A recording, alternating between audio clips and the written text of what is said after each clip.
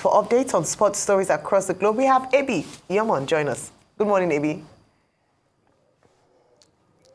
Good morning, Nayo. Good morning, Fire. Good morning, Dr. Abati. Yeah. Nice to see all three of you this morning. Well, there's a lot happening in the world of sport. I will begin with Nigeria for the CHAN 2025, where Nigeria will face a new opponent after Congo was disqualified from the competition. Now, CAF announced that Equatorial Guinea has replaced Congo. This comes after Equatorial Guinea complained that Congo has fielded an ineligible player during the qualifier matches. It was revealed that Congo failed to provide a valid license to clear the player for participation. As a result, CAF declared both the home and away matches forfeited in favor of Equatorial Guinea, awarding them a 3-0 victory and a spot in the tournament. Additionally, Congolese Football Association has been fined $10,000 with the amount due within 60 days. Now, this Group D has Senegal, Sudan, Nigeria, and now Equatorial Guinea. And away from that to cricket, Nigeria's Yellow Greens, that's the junior cricket team, will be hoping to end their group stage on a high as they play in the ICC World Cup currently taking place in Malaysia. Nigeria will face off against South Africa, who currently tops the group, but Nigeria is second on the table. South Africa got wins in their first two games, while Nigeria got a win against New Zealand and a draw against Samoa due to rains.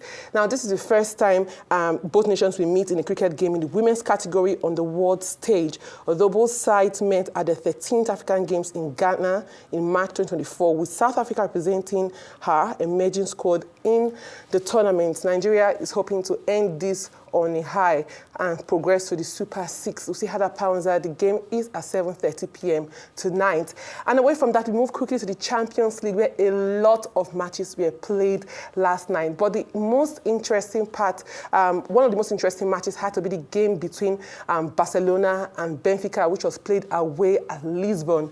The match from the beginning to the finish had a lot of exciting, perhaps controversial moments as Barcelona had a 5-4 victory against Benfica.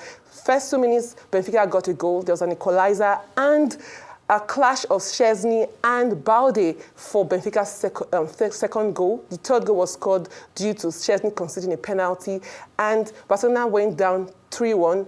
Went down 4-2 again, and in the end, after a penalty call from Benfica, Torres had a massive pass to Rafinha, who went on for the 5th goal in that game, making Barcelona currently second on the table as it stands.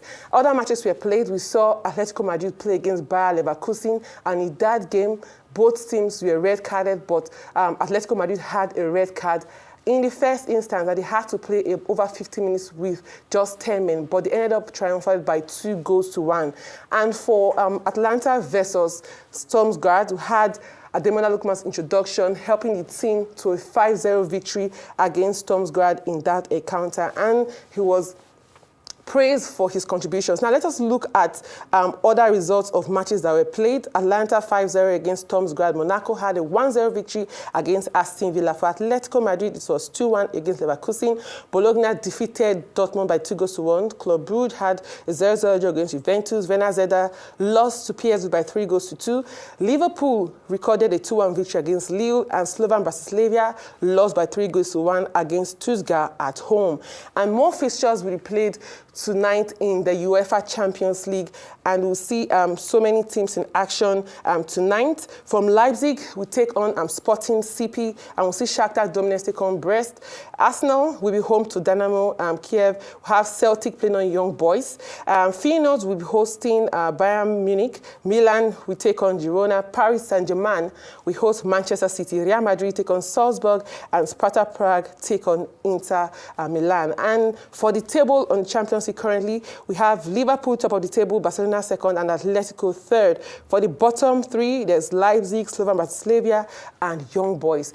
Away from the Champions League, there was a buzz on social media yesterday after a Nigerian amateur player, Ola Great, stands a chance to have trial with Sevilla.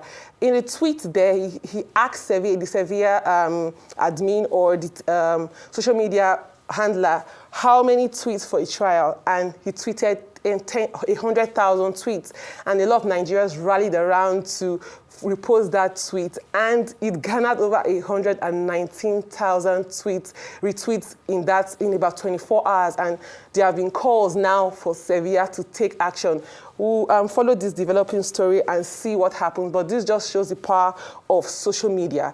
And away from that still, we have talks of a teenager who socially abused the wife of Kai Havertz after the game against Manchester United in the FA Cup, where he had some misses and played badly. They went onto his wife's social media page, and he abused her and all of that, threatening her. And she came out to post screenshots of that. And now he has been arrested, but released on bail as investigations still continue. There have been calls time and time again from players and their families for fans to separate their emotions from abuse to their families. But we'll see how this case pans out.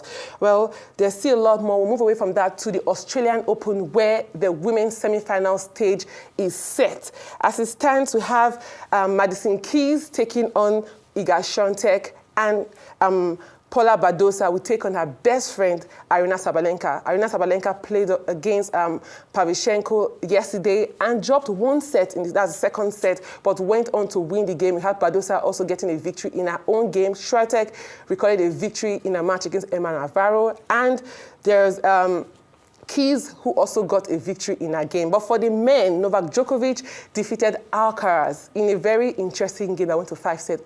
Although he was injured at some point, but he came back, rallied on to get a victory against Carlos Alcaraz, who thought that Djokovic, as usual, had his injury antics. But this is a 12th Australian Open semi-final for Novak Djokovic.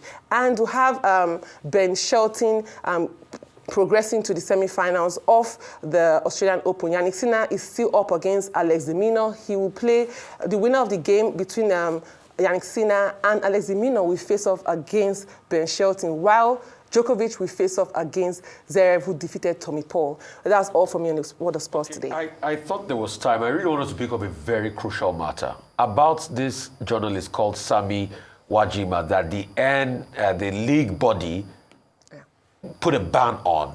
Please, I hear his lawyers have written a letter to them. Please, you cannot have a league that is not safe and a journalist reports it and you put a ban on him. What is wrong is wrong. And I'm happy that the Rivers State government too has stepped in. I will keep advocating until the NPFL does something right as regards that case. You can't ban a journalist after he reported what happened. If he wasn't beaten, then we'll say nothing. Well, thank you very much, Eddie. Oluwatosin Ajibade, Mr. Easy, as he's otherwise known, we understand he's interested in the Nigerian Premier Football League and he wants to buy a team. People have been encouraging him, come and buy Aqua United, come and buy Rivers United. I hope you also join in encouraging him to invest in the local league in Nigeria. And all the best to the girls taking part in the Under-19 World Cricket. What is at stake is who leads Group C. We hope we beat South Africa. The good thing is that the girls are in very high spirits. Please go and do us proud. Thank you, Eddie.